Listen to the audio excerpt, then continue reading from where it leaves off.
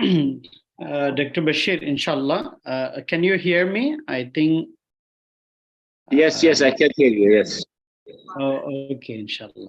So, 1 inshallah, we minute. are going to start now, inshallah. Bismillah ar-Rahman ar-Rahim. Alhamdulillah Rabbil Alameen. Wassalatu wa atam bit-taslim ala nabiyyina Muhammad. Sallallahu alayhi wa sallam wa ala alihi wa sahbihi ajma'in wa tabi'ina lahum bi ihsanin ila yawmiddin. Amma ba'd. Our honorable guest speaker, Associate Professor Dr. Bachir Soualhi, distinguished guest, my brothers and sisters, ladies and gentlemen, this is our immense pleasure to welcome you all to our weekly lecture. And today we are going to offer you an intellectual lecture on the wisdom of ibtila bil mal. And today's lecture will be conducted by a prominent international intellectual and expert, Dr. Bachir Soualhi.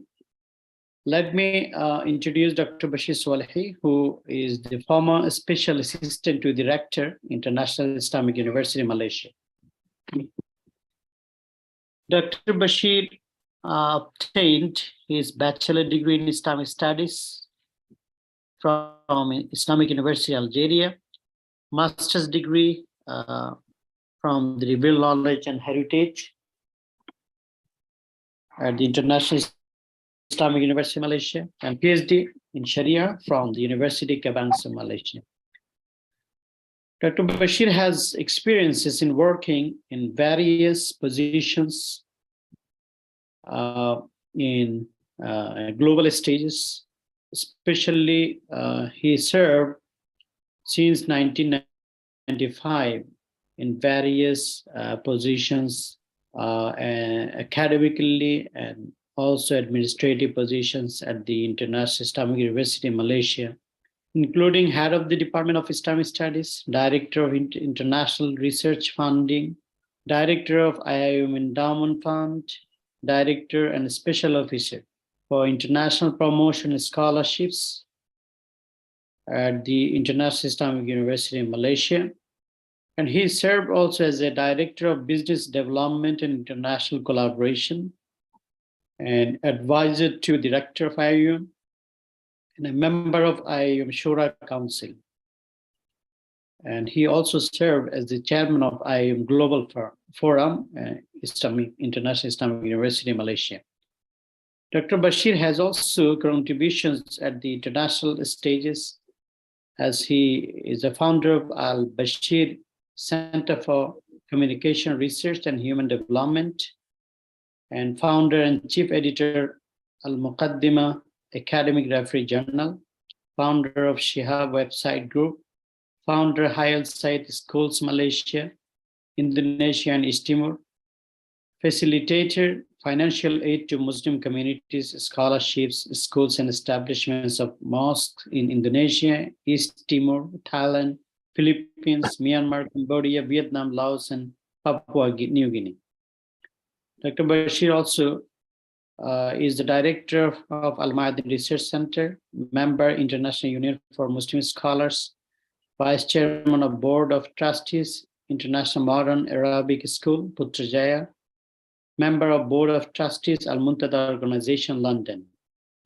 Dr. Bachir conducted bilateral meetings, conferences, forums in collaboration with United Nations, UNESCO, ISISCO, OIC, UNAOC, and many more. He also conducted and presented lectures, speeches in more than, I think, 25 countries around the globe. So this is an honor for us to welcome Dr. Bachir Soualhi to conduct today's lecture on the wisdom of ibtila bil mal. Please welcome, Doctor.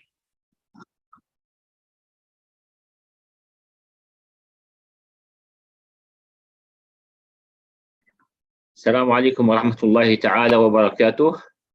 Can you hear me? Warahmatullahi wabarakatuh. Yes, doctor, it's clear, Masha. All right. بسم الله الرحمن الرحيم الحمد لله رب العالمين والصلاة والسلام على أشرف الأنبياء والمرسلين وعلى آله وصحبه أجمعين ومن تبعه بإحسان إلى يوم الدين. Dear brother Muhammad, Dr. Muhammad Muhyiddin, honorable guests, all the audience present with us today. Assalamu alaikum wa rahmatullahi ta'ala wa barakatuh. Actually, I have the honor of being part of your program under the Club of Islamic Economics, which I have heard about it for quite some time from my dear brother, Dr. Muhyiddin. And I am very impressed with your activities, especially in conducting several lectures and forums on Islamic economics. I also should thank Dr. Muhammad Muhyiddin for his invitation. Well, Dr. Muhyiddin is not only my friend, but also my colleagues. We work together in the International Islamic University in Malaysia for a couple of years, and alhamdulillah, we have done a great job together in promoting the International Islamic University, as well as serving its objectives in serving the Ummah as well. أهلا وسهلا ومرحبا بالإخوة الأفاضل. نشكركم جزيل الشكر على حضوركم معنا في هذا المنتدى، منتدى نادي الاقتصاد الإسلامي، الذي أنا معجب كثيرا بنشاطاته وبإنجازاته في مجال الاقتصاد الإسلامي. أتمنى لكم كل التوفيق والنجاح والسداد في مهنتكم وفي رسالتكم النبيلة. Our topic for today is somehow related to the different kinds of topics you are discussing in this forum. It's about the حكمة الابتلاء بالمال. Well, I have derived this title from the book of Al-Imam Ibn Qayyim al-Jawziyah in his book حكمة الابتلاء. And among things which he stated in the ibtila is al-ibtila'u bil-mal. Why we need, in fact, to discuss about this kind of topic today? As we know, that every secrets which we are, in fact, dealing with and living with in this life must have some reasons, some wisdom, some hikmah, and especially, I mean, when it comes to the notion of al-ibtila, the test or the trial. And because money is, as we say in Arabic, asabul hayah, is the main nerve of life, we need, in fact, to understand how Islam is defining this money and how Islam is teaching us the best way of dealing with money, how to understand the Islamic methods in looking at the concept of money and why money is something very important in our life. And it is, at the same time, something very, very dangerous in setting up the individual life as well as the communities. As we know, Allah subhanahu wa ta'ala says in the Quran, فَمَنْ تَبِعَ هُدَايَ فَلَا يَضِلُّ وَلَا يَشْقَى. ومن أعرض عن ذكري فإن له معيشة ضنكا ونحشره يوم القيامة أعمى. So the methods is clear. Allah subhanahu wa ta'ala is saying that anyone who is following my ways, so he will not get misled or face any kind of hardship in life. And whoever refuses to follow my ways, rejects my ways, he is going to face all the misery, all the hardship, all the difficulties in life, and he will be sent blind in the hereafter. Now, we are in desperate need in our time today, especially today, to understand what is going on in the world, why we are going through this economic crisis, why there is a big financial problem. And it is always the problem, by the way, but why now is becoming the worst financial crisis the modern time has ever seen. What is going on and why this is going on with us? And why we Muslims will become part of it? And what can we do? What kind of solutions we can provide? Well, the West is just addressing this issue in different way. It doesn't include the values in solving the financial problems, in solving the world financial crisis. So to them, it's just an issue of misplanning. It's an issue of inappropriate methods used, in fact, in dealing with money, but nothing else. Whereas we Muslims, we set aside looking at what others are planning to get out from this economic crisis, whereas we Muslims, we are supposed to have also a part of contribution in providing solutions to this economic crisis, to this financial crisis.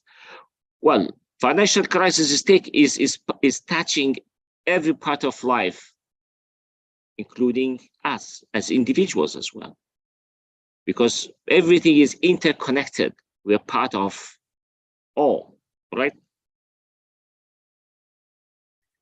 So why not we just look at how Islam is providing us the best way of dealing with money?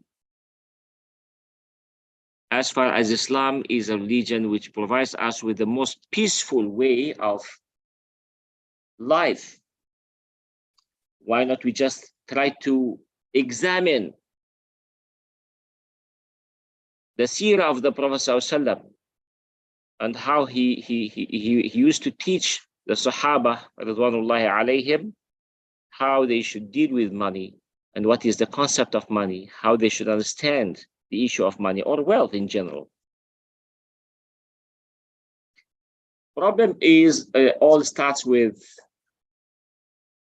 what we call al-jasha', or the greed. Human nature, unfortunately, is created with the ability to be greedy. And one of the most attractive things which made it more greedy is the desire of possession. The desire of possession. So money or wealth is something which makes everyone think that he should earn from it as much as he can, regardless of the methods or the ways he's using to earn them. The worst of all is you can find people easily, take excuses to their practices in order to earn more money. We know the hadith of the Prophet ﷺ which says, لو كان لابن آدم واد من ذهب لتمنى أن يكون له واد آخر وما يملأ جوف ابن آدم إلا التراب. In other words, If human being is having a river of gold, he would desire to have another river the other side of his house, because once one river of gold is not enough, still not enough, even a second is not enough. At the end, what is going to fill their belly is the sand when he is buried, which means he will take nothing with him. So because of greediness, humanity is unfortunately going crazy in making or developing all kinds of plans in order to make money on the cost of the weakers, those who are weaker, those who cannot have enough power, in fact, to protect themselves, to protect their rights, to protect their money, their wealth. So we ended up with the minority of people who will own most of the wealth on the cost of the majority, the weak majority. And this is what we can see today, you know, with the World Bank, the World Monetary Bank. We can see with the strongest Western countries giving these loans to the weakest countries with interest.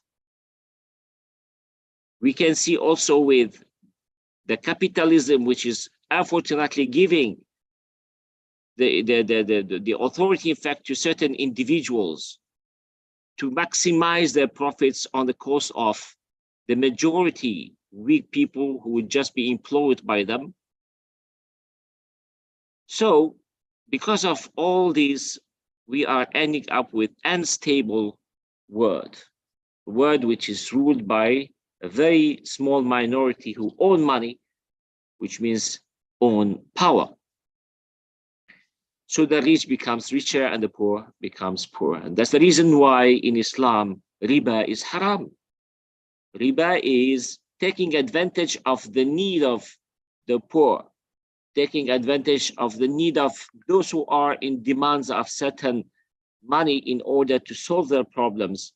So they take advantage of a weakness of another person, and later on, in fact, they double their own interest. So they would just put double burden on those people. The first burden is to secure the money which they have borrowed, plus to secure the interest. And any kind of taking advantage, in fact, of the need of somebody is prohibited in Islam. Now, in order to understand how Islam is defining or explaining to us what this money is all about, let us start with the first elements of defining this wealth. Islam considers wealth or money as something very important to the extent that it becomes part of the objectives of Sharia. It is one of maqasid al-Sharia. So wealth in Islam is something very significant. We cannot deny wealth as part of the human life. It is an objective. What we mean by objective here is that Islam has taken it seriously to the extent that it provides certain measures in order for this money to exist in our life. So there are two measures taken by Islam regarding money. The first measure is called affirmative measures, and the second measures are called protective measures. The affirmative measures, من حيث الوجود, how to bring into existence this wealth. So Islam urged Muslims, in order to bring wealth into existence, urge Muslims to work. So اليد العليا خير وأحب إلى الله من اليد السفلى. So the one who is giving is better than the one who is taking in charity. Many other hadith which in fact urge Muslims to work very hard to enhance their work. إن الله يحب الإحسان في كل شيء. So whenever you just work something, do it in the best way.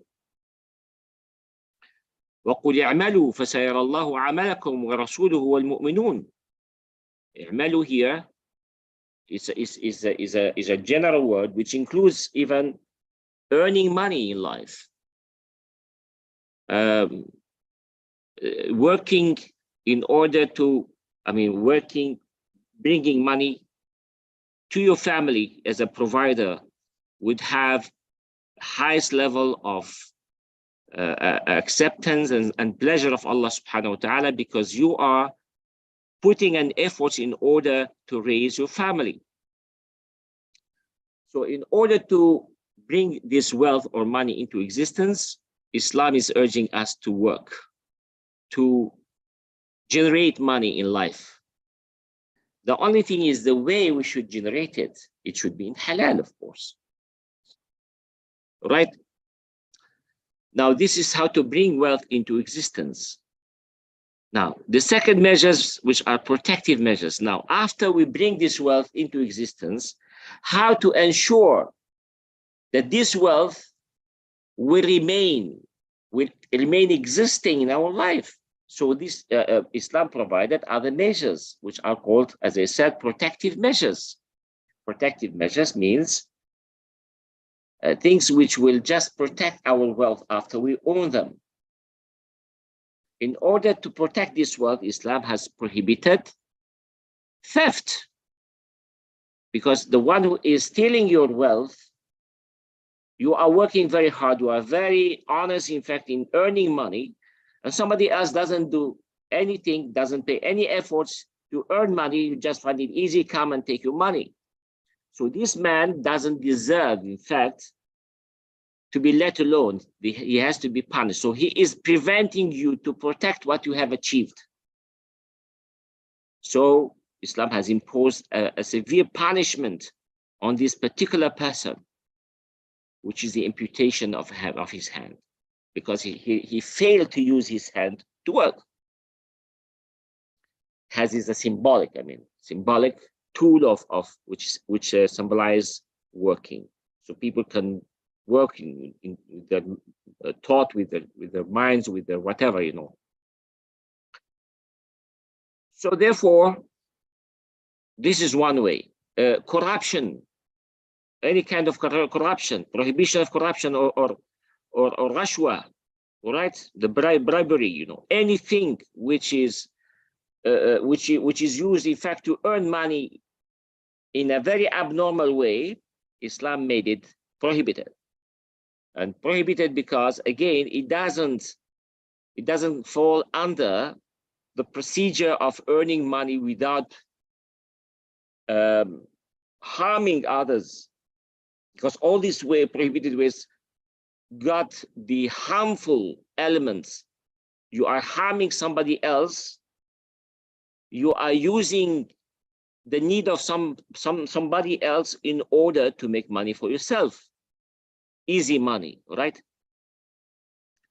So because there is harm, therefore it is prohibited. And as far as we know, that the prohibition is whenever the harm is bigger than the benefits. قل فيهما إثم كبير ومنافع للناس وإثمهما أكبر من نفعهما. So that is the criteria. Criterion here is the harm is bigger. Some people might say, so when we steal money or whatever, so we are going to benefit from it, we can spend it, we can enjoy. Yeah, there is some benefit, but the harm is bigger. The harm is bigger because you are violating the rights of somebody else in protecting his own money. Anyway,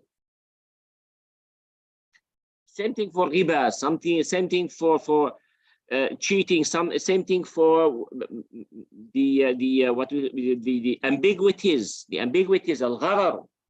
Today in Islamic banking, one of the principles of Islamic banking is the transparency. So transparency, shafafiyya, there is no ambiguity, there is no gharar, because gharar contains the elements of cheating. So you are promoting something, you are cheating, you are lying, you are bluffing your customer.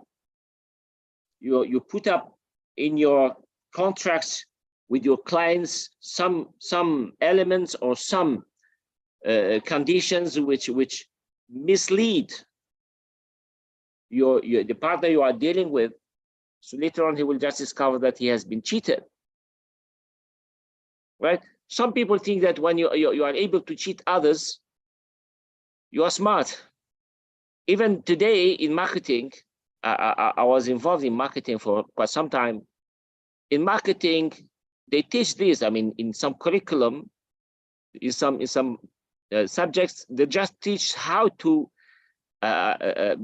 become skillful in misleading your customers, misleading them, as if it's smart to do this. You know, it's good. You are very smart if you can be able to do that.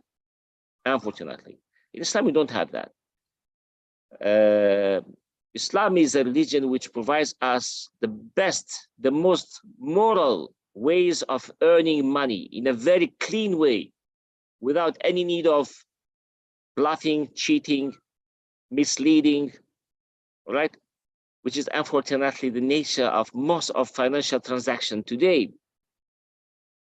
All these marketing issues which we can see today are based on misleading marketing, misleading promotion. Most of them, they are not telling the truth. And the problem is that people will discover it, but when it is too late, and they will just realize that they have been cheated and how bad they feel after that. Problem is when Muslims are doing this, we're not supposed to, right? It is mal haram. It is mal haram, right?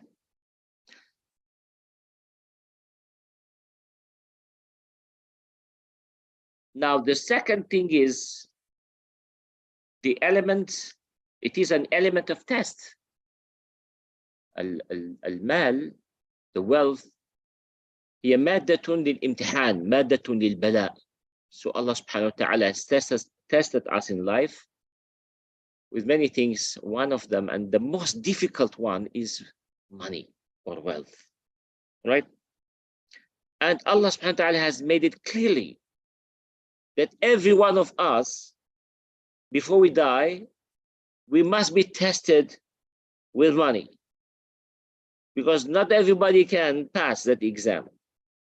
Most of us must have some, I would say, wrongdoings in dealing with money.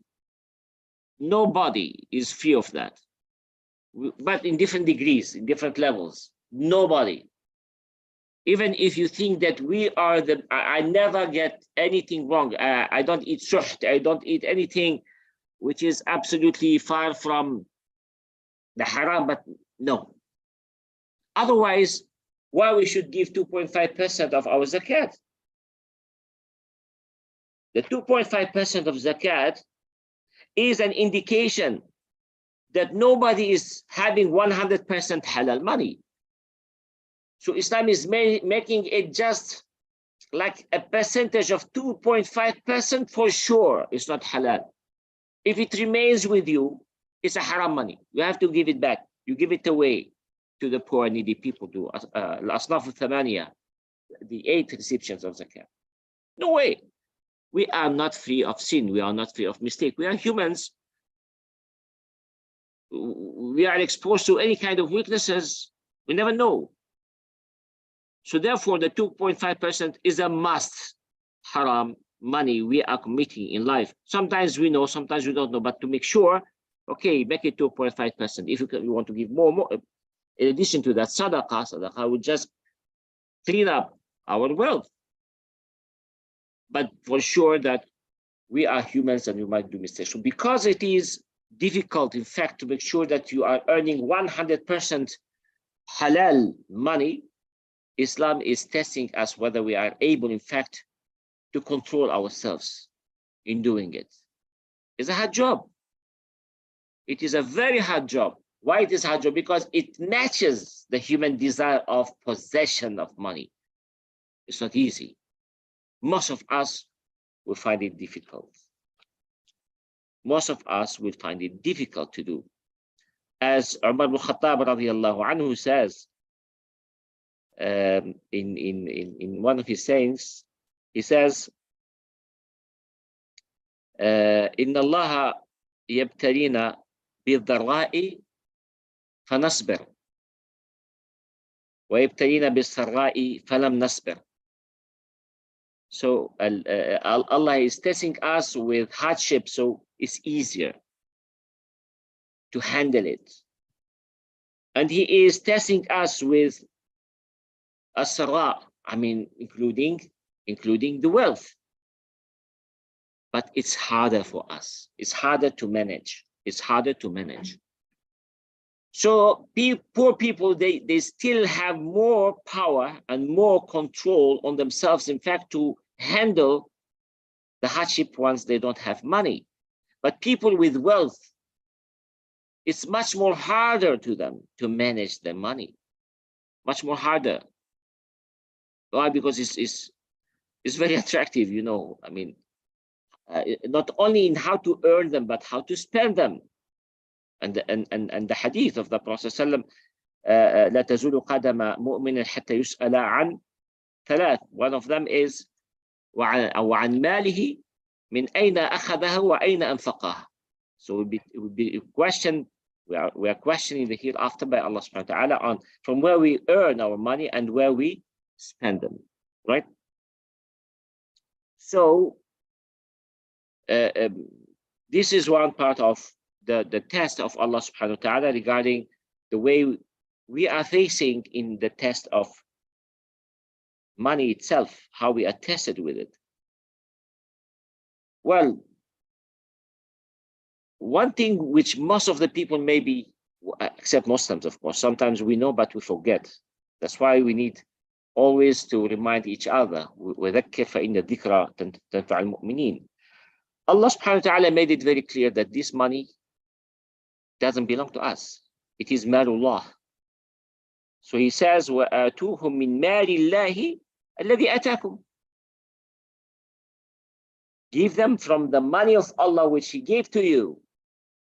So this money belongs to Allah, doesn't belong to us. We are مستخلفون فيه. المال مال الله ونحن مستخلفون فيه. We are given the responsibility to handle this money in order to be tested whether we are going to do it right or wrong. And of course, in order to establish life, because of course Allah subhanahu wa ta'ala, it doesn't mean that He is giving us His wealth only to be tested, but we need money to establish life, to establish the human civilization, the Islamic civilization, to construct this earth, as Allah subhanahu wa ta'ala says in the Quran al-Kareem. هو الذي خلقكم في الأرض واستخلفكم فيها, is the one who created you on the earth and ordered you to establish it, ordered you to construct this earth. The construction of earth requires money. It requires wealth. So we cannot construct this earth without having wealth, of course. So, but Allah subhanahu wa ta'ala is easing us our task by providing us this money in order to construct this earth, which is part of our responsibility as Khalifa, Allah subhanahu wa ta'ala. But again, it is the wealth, it is the money of Allah subhanahu wa ta'ala. It's not our money. Right? So as long as it belongs to Him, we are going to when we return to Allah subhanahu wa ta'ala, we'll be asked by Him how we have used this money. All right, because He gave us something, then He will check with us. Have you taken care of my money, which I given to you? All right. Many people, they think that the money they are making, it is their own money and made it their own. Right? Like Qarun. Qarun, he says, إنما أوتيته من عندي. I'm the one who made this money, nobody else. Nobody else helped me in making it, right? I'm the one who made it. It's mine. I own it. Nobody has the favor, right, to claim that he gave me this wealth. فَخَسَفْنَا بِهِمُ الْأَرْضِ. So Allah subhanahu wa ta'ala punished him in a bad way.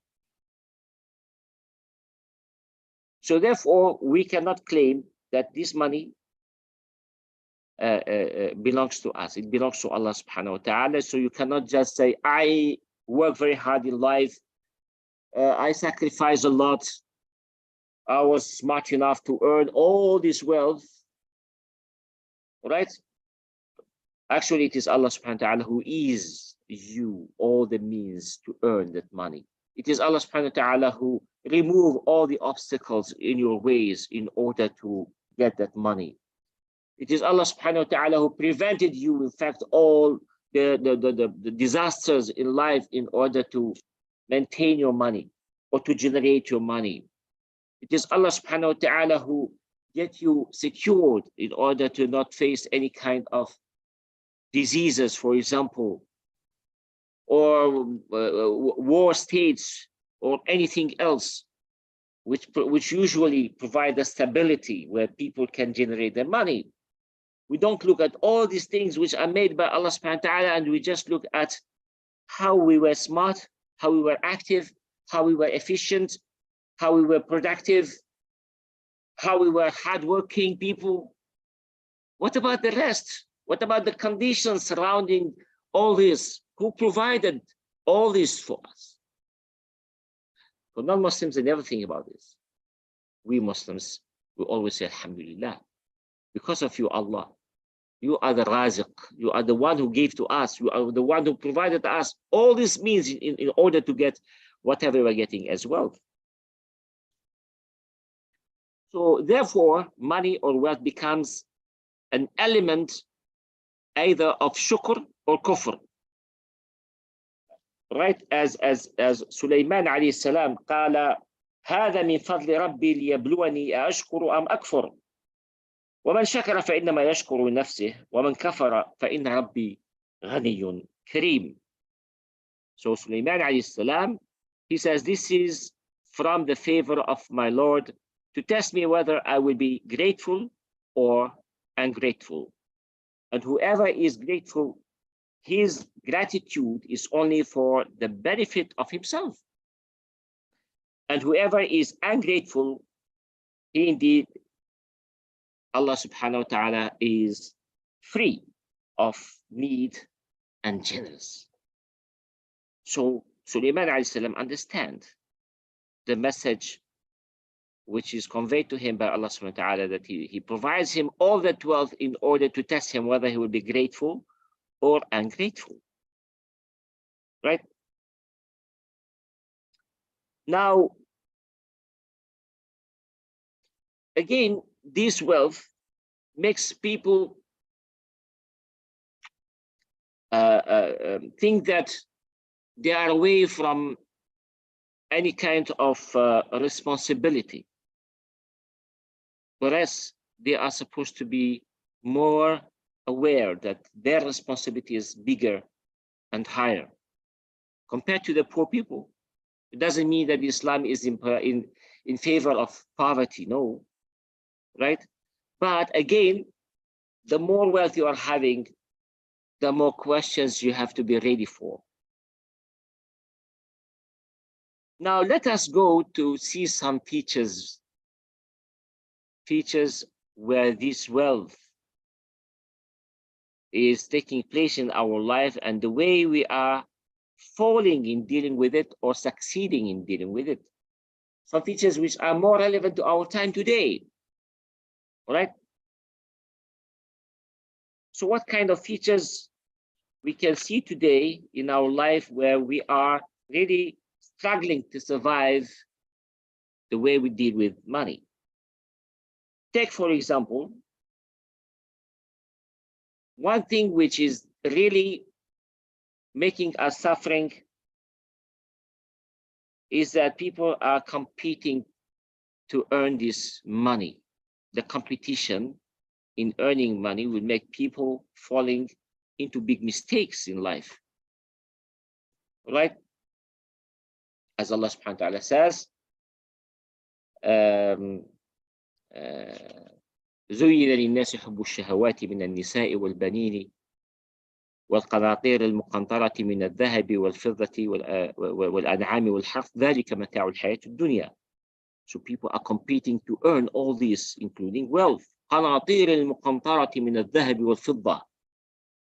Hundreds of thousands of kilos of gold and silver competing, right? As well as competing in not only in earning this wealth, but competing to show off with this wealth. وتفاخر بينكم. So it is a source of showing off, a source of proving to others that you are better than them, proving to others that you are the best, you are the smartest in making money, right? In addition to that, one feature which many people will fail in order to earn more money is when you just borrow money to others. When you borrow money to others, right, people will not return the money on time, especially if they are wealthy enough. So one of the things which the Prophet ﷺ abhorred is he talked about mutalul ghani.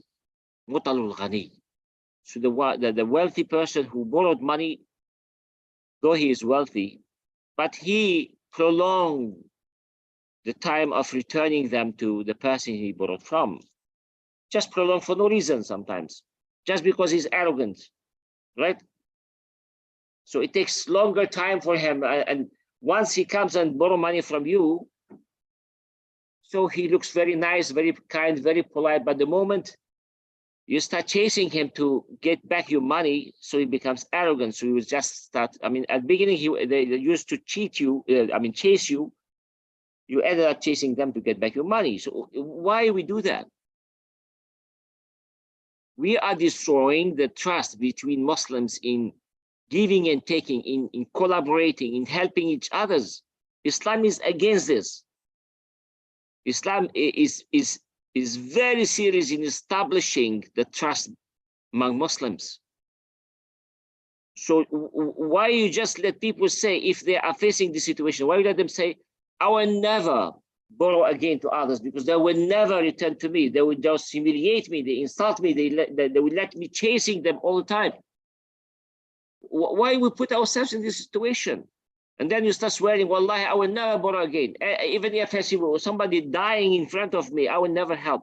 So what? So you are causing the people these kind of, which is un-Islamic, causing them to get into this way, which is unpleased way by Allah subhanahu wa ta'ala. And the victims are those who are really in need, those who are very trustworthy, those who are honest. So once you get money, when you borrow money, please return it back. The longest verse of in the Quran Karim is Ayatul Dayn in Surah Al-Baqarah. And the conditions are made very strictly, you know. You should write it with 2 shuhud, with a period of time, with whatever, you know, because Allah knows that that part of test is quite hard for many people. It's very hard. When you borrow money to return the money back, it's not easy. It's very hard. Because the money is in your hands, you don't care about others. Why the others, they care about you and lend you money? So it's a one way of how people are struggling in dealing with money, unfortunately. The other thing is in the distribution of mirath, the other teacher, distribution of mirath. Now, in order, if you want to see people, how they turn into different type of humans, you check with them when they distribute the inheritance. Let's say if their father passed away or mother passed away. Right after that, a new syndrome will be created with everybody. The syndrome of possession, the syndrome of possession, that I will take this, I have the, and the shaitan will bring all kinds of justification to everyone. That I am the one who deserves to take this house. I am the one who deserves to take this part of land. I'm the one who deserves to take this, this car, or this shop, or whatever business used to be with the father, the dead father or mother, right? Who gave you that right? Who you justify to yourself. That's why in Al-Quran Al-Kareem, we don't see many times verses talking about something in details, but one of these times is the distribution of inheritance. It is made in details, right? The shares of inheritance. This one you take 1/6, you are taking this one 1/4, the other 1/8, the other half. The two shares compared to, I mean, brother, 2 shares compared to his sister, if they are brothers and sisters, and so on and so forth. Why? Because Allah knows that most of the people fail in distributing the inheritance. It is one thing which is so desirable, in fact, to capture everything for yourself. Don't leave anything to others. If you want, if you have the power, you take it all, except if you have iman, if you have faith, if you have taqwa. You wouldn't do that. If you have taqwa to Allah subhanahu wa ta'ala, you know that Allah is watching you. You know Allah is testing you. You are under test. The moment this inheritance, the mirath, start getting distributed, you are getting involved in the most difficult moment in your life of test, of ibtila, how you are going to deal with it. You might destroy all your amal salih which you have done in your life just because you are greedy. You want to take everything for yourself. Oh, at least you want to take the best thing. And you justify that to yourself. Why you justify it? Who allowed you to? You might say, I had my father. I'm the one who, without me, my family wouldn't be able, in fact, to survive. I was the main player in making the wealth of my father. Who said that? Okay, even if you are that, but Allah subhanahu wa ta'ala never mentioned that in Surah Al-Baqarah when He distributed the zakat, the mirath. It doesn't say if you are rich, you should get less, or if you are poor, you should get more, or if you are rich, you get more. Or, no, never mentioned about it. Because again, it's not us who are making money with our own means. It is Allah who is easing it for us, as I mentioned earlier. That's it. So you have been used by Allah subhanahu wa ta'ala to make that wealth. Why not you just have that kind of good intention that you have done this for the sake of Allah, to have your family, to have your brothers and sisters, to have your mother, your relatives. So you are granted rewards by Allah subhanahu wa ta'ala better than you get them extra cents and dollars. Why not? So that is another part of where people fail in the test of money, is in during the distribution of inheritance and mirath. It's a big challenge, نسأل الله سبحانه وتعالى أن يعافينا من ذلك وأن يرزقنا الصواب والهداية ونتقي الله في إخواننا وفي أخواتنا وفي آبائنا وأمهاتنا وعائلاتنا وأولادنا وأزواجنا. وإلا, this is a big disaster, right? It's not easy. People who never experience this, they wouldn't understand what I'm talking about unless you live it. Once you get into it, you find yourself in that situation, you understand what I'm talking about. You will see things which you never imagine it happens. Your brother is this my brother? Is this my sister? How can? I never know him like this, right?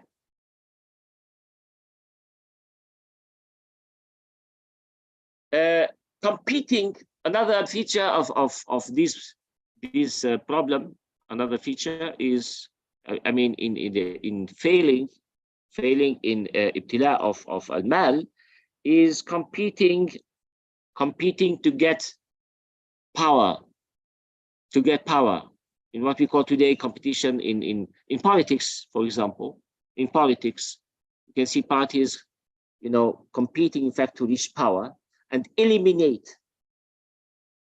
their opponents, because power, unfortunately, especially today, becomes a way of making wealth, making money. It's not a way of serving people most of the time. So those who win election, for example, so they'll be happy. By why? Because they are going to become much more wealthier. So to them, it's not taklif, it is tashrif, right? It is a way of wealth, to make wealth in life, unfortunately. That's why people are competing. It's not only because they want to rule, because they know that they are going to live in prosperity, they are going to live a luxurious life, and improve the financial condition of their friends, families, relatives, and so on, and themselves as well, right? It's a big test, a huge test, by the way. So, and most of the people fail in doing it. Fail, right? That's why the Prophet, I mean, even people who many people, they used to prevent, in fact, accepting positions just because they know that they cannot handle that kind of position. It is so attractive, and they know themselves. They know that they are quite weak, right? So in general, there are many other points, and because of time, I was asked to not exceed 45 minutes. We can discuss more other issues in the question and answer, or in the discussion, inshallah. I should thank you all for listening to my talk. Hopefully, inshallah, we have discussed good points, which will be discussed, inshallah, in the question and answer session. جزاكم الله كل خير والسلام عليكم ورحمة الله تعالى وبركاته. وعليكم السلام ورحمة الله وبركاته. MashaAllah, Jazakumullah khairan, Barakallah fikum. That was very excellent and detailed discussion, lecture on Mal and the Hikmatul Mal, the wisdom of Mal, and money or wealth as an amana from Allah subhanahu wa ta'ala, and tool of test of Allah subhanahu wa ta'ala.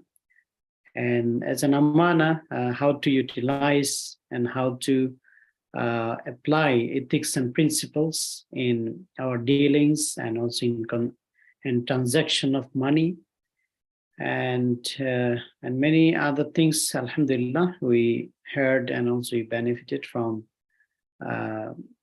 Professor Dr. Bachir Soualhi. So now we may open the floor for questions or any additional comments, points if you have. So you may raise your hand or you may write in the question box. So if you would like to ask in Arabic also, it's okay. Doctor is there. Yeah, no problem. Yes, inshallah. To your question, if you would like to ask in Arabic or in English or in French. In French also can, yeah. Yeah. Inshallah. Mashallah. So, Doctor, what do you think, like nowadays, the Islamic banking and finance is rapidly growing globally, and especially in Muslim countries and also in some other non-Muslim countries. So what is your expectation, having completely Sharia compliant Islamic banking models in the Muslim countries without having riba or a qarar, as you stated in the lecture? So because there are many people saying that, especially in some countries who are applying Islamic banking and finance with Sharia, they are saying that they are still involved with riba and interest. So what do you look into this matter, and what is your response? You want to hear good comments or bad comments? it's it's up to you. If bad comments also is the fact, so it's okay. No, good comments. I'm sure that you have heard a lot about them. Uh, anyway, well, to me, wallahu alam, this experience of Islamic banking uh, uh, is a good step in our time today. Why? Because at least for the first time in a modern time, we bring the Islamic financial transaction into existence and become part of the financial system in the world. We provide real solutions to the financial problems. We try to find better alternatives, in fact, in dealing with money. I cannot blame any mistakes, any big mistakes committed by those in charge of the Islamic banking system in general, because we still consider that this is a new experience. Well, Yes. it's about 50 years now, mostly 50 years. It's still too early, in fact, to judge whether it is successful or not successful, whether it is good or bad experience. As far as it tries, in fact, to derive its own principles from Islam, I hope that one day, inshallah, we can reach the best level of becoming a model in the banking system. But again, I would just give some comments here. We have to be careful. We have to be careful once we just engage in Islamic banking practices in general, being Islamic banking, the Islamic monetary system, Islamic banking, whatever financial transactions, selling and purchasing, and so on. We have to be very careful in doing this. Now, problem is, at least we who are more relevant to Sharia, we understand the benefit of Islam or the Islamic principles in dealing with money in general. We understand that, and we feel proud that Islam has this big contribution in explaining to us the best way of dealing with wealth and money. We feel happy, we feel proud that we know that. This is ni'mah from Allah subhanahu wa ta'ala, that He has enlightened our minds with how beautiful Islam is helping us dealing or finding the best way of dealing with wealth, right? And we try to promote anything which can help, in fact, to introduce the Islamic way of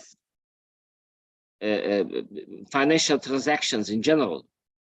We just, encourage any initiative to that, including Islamic banking, including Islamic financial system, whatever, any kind of methods of dealing with wealth or money from Islamic perspective, which is able, in fact, to engage with the existing conventional banking system or the existing conventional financial transactions in general. So here we are today, at least we are able to participate. We are able to engage. Now people start listening to us. They start listening to Islam as a religion, which it has a real contribution in the financial system, and it provides a better alternatives where this financial system can be conducted with good values, with good intentions, right? With benefits. It doesn't bring harm to others. It doesn't create that harm, that adrar within the society. It doesn't take advantage of the needy people.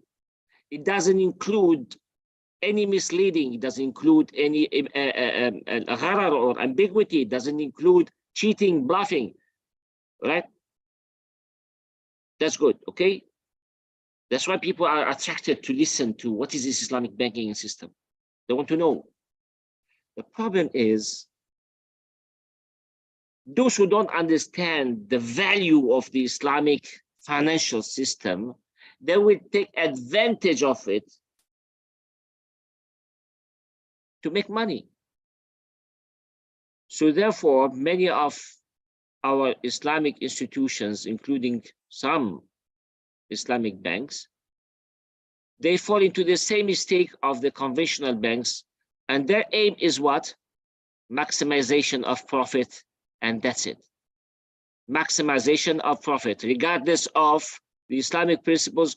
They will find some ways in order to halalize, I would just use this term, to halalize their work, their contracts, their deals, to make more money. How Islamic bank can make more money on the cost of people who are in need of it. My reservation for the time being, now either these Islamic banks have another better way to earn some little money, or else it is not good for them to compete with big banks, big conventional banks, and try to make money like them, because big banks, they to them, goals justify means. They are Machiavellic, so they don't care. الغاية تبرر الوسيلة for them. As long as they can make profit as much as they can, doesn't matter the methods. But in Islam, we have a rule which says أفضل الوسائل لأفضل المقاصد. You cannot, in fact, use the worst means in order to achieve the best goals. That is not acceptable in Islam. إن الله طيب لا يقبل إلا طيبا. Right? So Islam is clear about it. So now if you as Islamic bank, you want to compete with conventional bank, and you start developing certain products, like for example, murabaha, you buy a house, or somebody, المرابحة للآمر بالشراء, you just go, the client will come to the bank, we ask the bank to buy a house for him, so the bank will buy the house, like say for example, $100,000, and the client will just pay back that amount of money with murabaha, they pay it by installment for the next 25 years. So he will end up with 3 times double or triple the amount of money he bought with. So he is buying it $100,000. After 25 years, it cost him $300,000, which is not different from Conventional. the conventional, the same conclusion. The only one is this one is مذبوح على الطريقة الإسلامية, and the other one is not مذبوح على الطريقة الإسلامية. That's it. But at the end, you are really, it's very costly to you. So Islamic doesn't solve the problem, except you call it Islamic. If the Islamic bank wants to do something significant, it is better for this. So they might say, so then we cannot survive. If we just take a little interest, we cannot survive. No. By the way, Islamic banks are making huge benefits. They are making huge benefits. By doing this installment with murabaha, they're doing huge benefits. Even mudaraba. So when you just invest some money, they give you like 2%. 2%. And the bank will take 98% of the profits. They give you only 2% or 3%, maximum 4% in some cases. But the bank is still taking over 90% of profits. Is it fair? Why? Islam is a religion which is based on al-musharaka. Musharaka, which is partnership. You just share the profit, share equally. If not exactly equally, at least fairly. So Islamic banks are making huge profit, huge money compared to people who are investing with them. This is a fact. I'm from the sector and I know what I'm talking about. Right? Yes. Yeah, that's it. Thank you, Brother Muhyiddin. Thank you very much, Doctor, for elaborating this. The contemporary issues are being practiced in Islamic banks. Yeah, as you said, yeah, defining or like deciding any percentage, it doesn't fulfill the requirement of principles of Sharia. So, Doctor, another point we'd like to hear from you about the corruption. If we look at the Muslim countries and also institutions, organizations, we see huge corruption, and people are involved in corruption are educated people, and even you can say who have knowledge of Sharia, Islamic knowledge, Quranic studies, and they are still involved in corruption. But this wealth, mal, zamana, to be utilized properly and fairly. So, what is the reason behind why this corruption is increasing day by day in our daily life, and also why Muslims are involved in corruption and how to overcome this corruption? Thank you for this question. In fact, there is one hadith of the Prophet ﷺ which says, إذا أسند الأمر لغير أهله فانتظر الساعة. So this is one, the hadith Jabril, the famous hadith Jabril, when he asked Jibril alayhi salam, he asked the Prophet ﷺ, متى الساعة? So when is the end of this life, right? He just gave him one answer. إذا أسند الأمر لغير أهله فانتظر الساعة, which means the worst thing which can happen is خيانة الأمانة. خيانة الأمانة here is when you are hired to certain position and you are supposed to take care of that position, including the financial implications of that position. Whatever is the position, from the smallest level of positioning to the highest level of positions. The worst thing can happen in life, which can rule the end of the world. It can rule the end of the world, because after this, there is nothing worse than it. Is once you don't take care of that amana, the amana of the position, as well as the amana of all the financial implications under that position. Because if that is happening, when you become corrupt, you either take bribery, in fact, to give some kind of priorities to some friends or relatives or whatever, for some worldly benefits or for some advantages, right? Or you misplan, you mismanage the money, the budget which you have.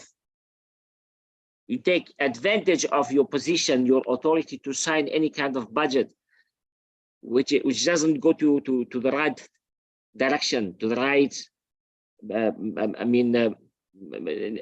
right projects which in need of it. So the problem here is people are doing this not because, well, some of them, they are doing it unintentionally, and therefore they are not the right people in the right place. So they are not the right people in the right place. So they are losing, they are not taking care of that amana. And the other thing is, they are not the ahl, because they might be qualified, but the position itself would attract them, in fact, not to become responsible on that amana. You are not trustworthy enough. Or you become untrustworthy, because as I said, to the moment you become in that position, a new syndrome will appear, a new syndrome will be created, the syndrome of the position, the syndrome of the chair you are sitting on. You are a very good potential of a dictator. The chair is just like COVID-19. We need to put so many masks on you in order not to be infected with the virus of the chair you are sitting on. Right? So again, it meets the human desire of ownership, the human desire of possession, the human desire of living a luxurious life. All these will make people corrupt. And the weakness of Iman, of course. You see, again, I repeat on this. Sometimes people are very good in terms of they are quite religious, but they're still falling into this problem. They're still falling. Because as I said, it is not an easy test, brother. It is not an easy test. And Allah says, وَخُلِقَ الْإِنسَانُ ضَعِيفًا. The human being is weak. We like it or not, we are all weak. Now, if you know that you cannot handle it, don't take it. As the saying, or I'm not very sure to what extent that this is authentic hadith. This mas'uliyah or this position in this life is a big headache, and in the hereafter is khizyun wa inna fil akhirati khizyun wa nadama. Hereafter is something which you will regret it. And so that's why it's not easy to get into that kind of position or to ask for it, because most of the people fail the test. Yeah, thank you. Thank you very much, Jazakallah khairan, Ustaz. So I think we are almost at the end of the session. On behalf of Nadi al-Iqtisad Islami bi Jamiat al-Kuwait, we would like to thank all participants, online guests, and students in the classroom who joined us in this session. We thank you very much for your participation and presence here. And our thanks to Management Board, especially Dr. Ala Al-Ubaid, Director General of the Association, who is the Faculty of Sharia Faculty in the Kuwait University, and other brothers and staff in the association. Thank you very much for your hard work and for your effort. And our special thanks to our guest speaker, Dr. Bachir Soualhi, for this wonderful session and for your time. Thank you very much. And for your support. And we believe that we are going to have more sessions with you, inshallah, in near future. Inshallah, inshallah. And you, if you have been concluding words, please, Dr. Bachir. Well, thank you very much all for all what you are doing. I'm very happy that you are really thinking about how to promote this Islamic economics, al-Iqtisad al-Islami. I just go through, your Facebook page and the lectures you are giving, the sessions, the training programs, all the efforts you are really doing are wonderful to me. Alhamdulillah. This is a sign that there are many people doing their best in order to make a real contribution. They are doing their best to find more solutions to the human or to the world financial problem. The beautiful thing is that you are, referring to Islam. This is really beautiful. I really like, especially young generation, when they are eager, in fact, to refer to Islam, to Islamic teaching. Islam, the Islamic heritage, believe me, is the richest human heritage in financial issues. the Islamic fiqh is the richest, I would say, and repeat and insist on this. The Islamic fiqh al-mu'amalat is the richest financial knowledge or science in the history of mankind. I'm specialized in comparative fiqh. That's my area of specialization. There are millions of books written throughout the past 14 centuries on fiqh al-mu'amalat. Fiqh al-mu'amalat al-maliyah. Millions of books written. Now, if you count books written in the West today for the past 100 years or 200 years, you cannot count even 1 million, maybe. But throughout 1400 years, millions of books written in all the mazahib. I would say 90% of fiqh in Islam is fiqh al-mu'amalat. 90% of fiqh in Islam is fiqh al-mu'amalat, fiqh of Islamic transactions. How can we don't find in all these millions of books solutions to the world financial crisis today? It's our job to do it, and your job as well. Thank you very much. Assalamu alaikum wa rahmatullahi wa barakatuh. Barakallah feekum, kataballah ajrakum, Doctor.